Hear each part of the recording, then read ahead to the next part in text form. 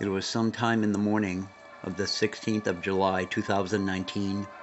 45-year-old Val was scuba diving for abalone off a place called Green Point at the southern end of Chatham Island in the Chatham Archipelago of New Zealand.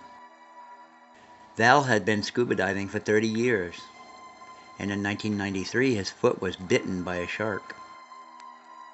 Val had been underwater for 15 minutes, searching for abalone to fill his third bag for the morning, when he was hit full force in his side by a 10-foot-long great white shark, dragging him 25 to 30 feet distance while being violently thrown about in the water. In an interview about his attack, he would state, "It was like getting hit by a freight train. I never saw it coming.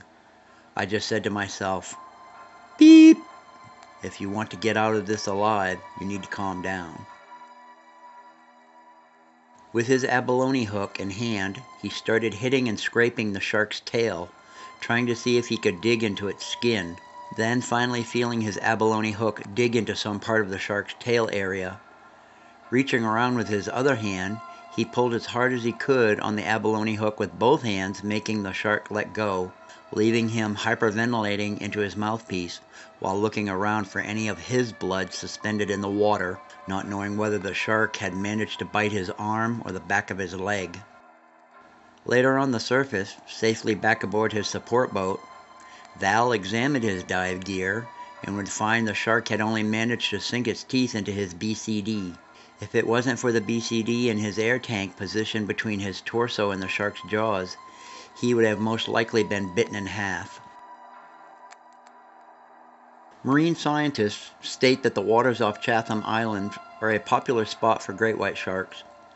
Between 2005 and 2008, 10 great whites were tagged in the area, but there were likely to be many more, most commonly occurring between February and July, because in the winter the sharks mostly emigrate to the tropics north of New Zealand, with some juvenile great whites remaining in New Zealand waters year-round, with most adults or subadult great whites emigrating.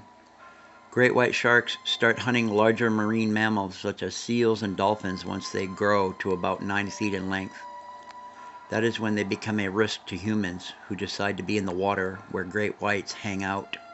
New Zealand and Australian marine scientists estimate there are over 5,500 great white sharks in the area covering eastern Australia, the Pacific Islands, and New Zealand.